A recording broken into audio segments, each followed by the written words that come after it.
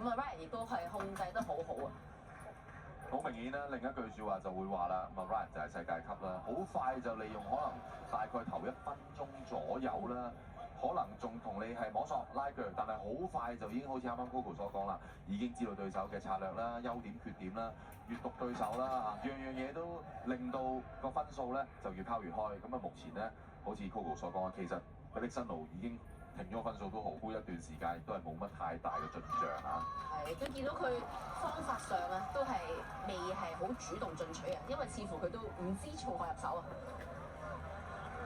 哇！又攞分喎 Ivan。係啊，睇下 Ryan 嘅一般嘅比賽咧，佢個狀態咧而家仲好過而家嘅。我諗係因為佢第一場仲未熱身，佢都未我哋所講未發力啊。係。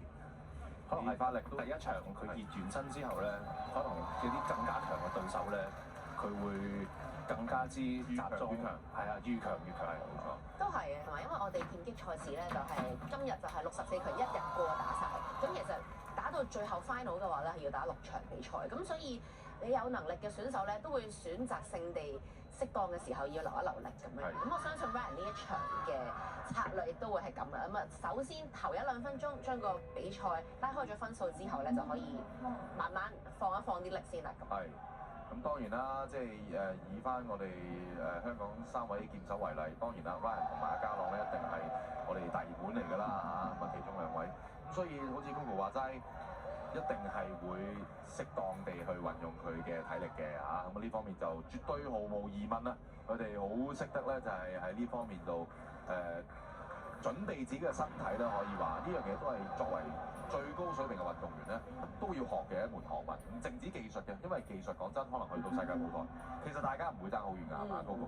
反而係一個心理層面上咧，可以真係會令到你一場比賽係補水咁樣啊，連輸10分8分，呢啲其實全部都同心理好大關係咯，Coco。的確啊，亦都見到呢1-2年 Ryan 嘅表現啊，喺世界賽入面啊係越嚟越成熟。咁啊，所講嘅心理咧都係磨練得越嚟越好咁，所以先有而家咁穩定嘅發揮。